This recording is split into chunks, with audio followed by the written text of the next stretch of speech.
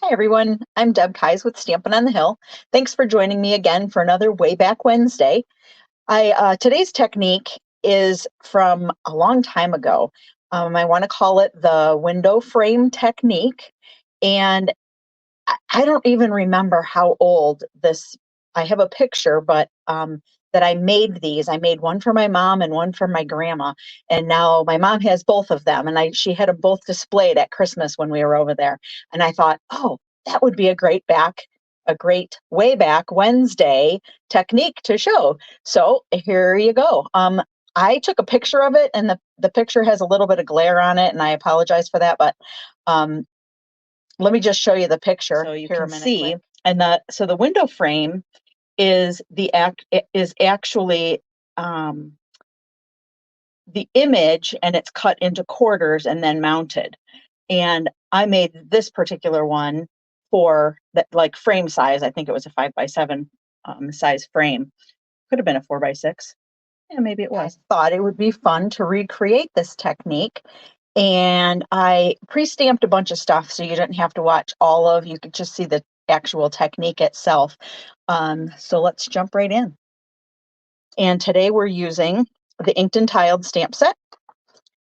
And we're going to be using Moody Mauve, Wild Wheat, and Pebbled Path, which are the in colors, the most current in colors. These just came out in 2023, so they'll be around until 2025. So let's see what we've got going on here. I'm going to use 8.5 by 5.5, scored at 4.25 basic white.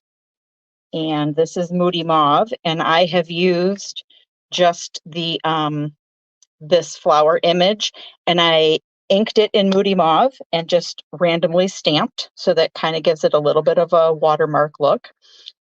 Let's see, I have a 3.25 square piece of wild wheat. I also have, this is where I've done the stamping part for you already. This is a 3x3 square, and then I used the Pebbled Path for the stems, and then I just used Moody Mauve for the flowers, but then I stamped it twice. So I inked it once. Actually, what I did, just a tip, I inked the stems in Pebbled Path, and I stamped those off once first, and then I inked the flowers in Moody Mauve, and then I stamped it twice without re-inking, and then I would repeat the process first. So every time you see these dark flowers is how many times I actually re-stamped it. So what we're going to do with this now, move these colors out of the way, is bring in the cutter, paper trimmer here. And remember, I told you this is 3x3 square. So we're going to cut it into 1.5 by 1.5. 1.5. We're going to slide it on sideways and make sure my ends are all lined up here. It's really bad when you don't have the ends lined up and then you have one piece bigger than the other. So 1.5 there, and we will move the cutter out of the way. And we're going to take, and what I like to do is take my layer that it's going to come back down on, and I like to just sort of dry fit my pieces on here so I can kind of see, so that the gutter around the edges or through the middles here, the frame itself, and the outside edge. I like to be able to line it up so that it's fairly the same, or at least looks decent.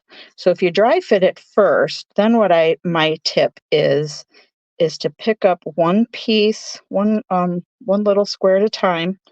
That looks fair.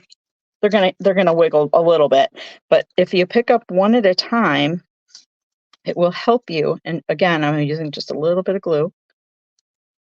It will help you to line them back up where you really liked them.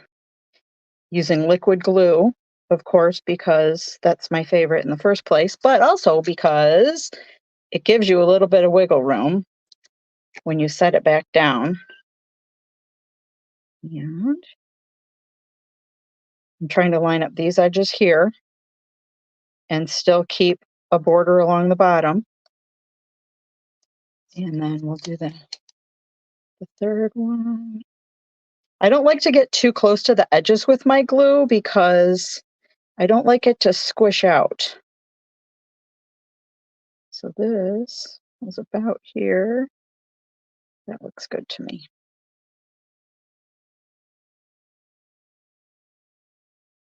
And then one more. And I hate when glue squishes out the edge, so it's easier to keep it contained a little bit. In this one, I'm watching the top of this one and this edge here, and then making sure that it stays straight going down here.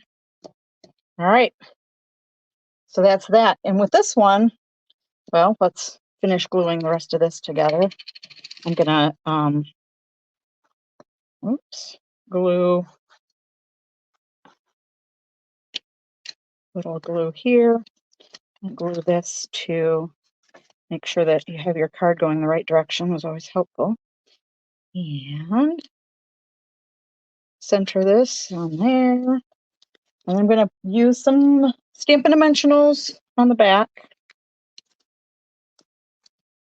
And I only just use 4. You can use however many you like. They're not the most expensive accessory, so you can use as many as you want, but I think 4 is plenty. And then I'm going to put this toward the top because I'm going to leave room for my greeting. And then I also have, I stamped in Wild Wheat the Hello Friend sentiment. And I know I've shown this before. I cut the banner edge off of one side, but I wanted to show you again how I do that. I line up my scissors in the center going this way, and I snip however far in you like, and then you go from corner to the top of the snip, and then from this corner to the top of the snip,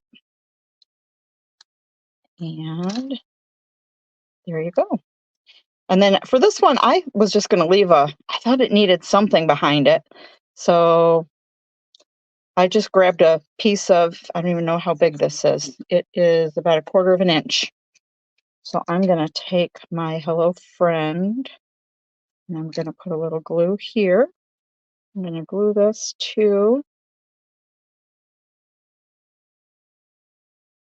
the center and try to, again, with the wiggle room and my green glue. It's awesome. All right, that's about, let's see, slide it over a little bit this way. Okay, I'm good with that. And we'll add some dimensionals on here as well. One for there, one for here. Of course, you can never get the backs off when you really need to. And then I just sort of put it on an angle. You could put it straight. Well, let's put it straight, see what happens.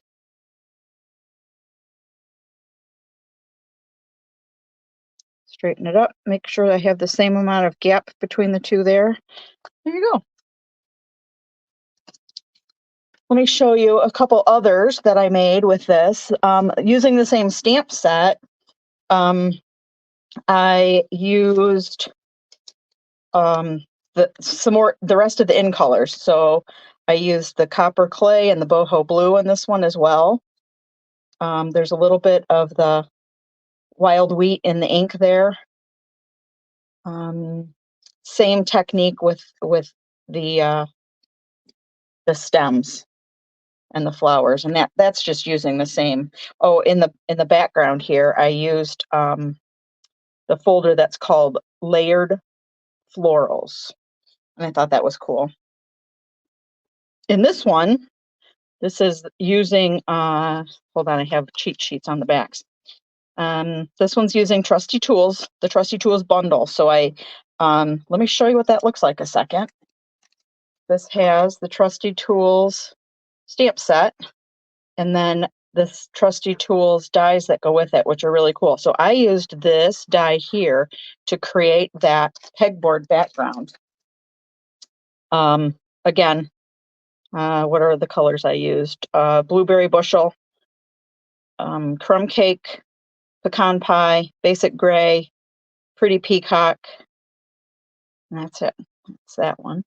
And then in this one, this is, you know, if you buy that Trusty Tools set, because it's Celebration right now, you can get this watermelon stamp set for free. So in this one, I just used a folder to make some dots on the background, and then I stamped the watermelon, and I just have a you're so kind. I used Sweet Sorbet, Old Olive. I used one of the basics folders, and then the sentiment comes from Timeless Arrangements. Let me show you a minute quick that particular stamp set too.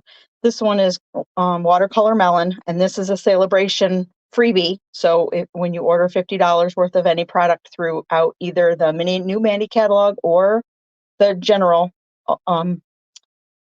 annual catalog, then you would get this one for free. And just as another added tip, the modern oval punch will punch this out perfectly. Getting a glare in there from that's kind of cool. My camera and everything. It's funny. Anyway, okay, so now that you've seen those, so thanks for sticking with me through all of that. I hope you learned something, and I hope you're going to try to use this technique on your own.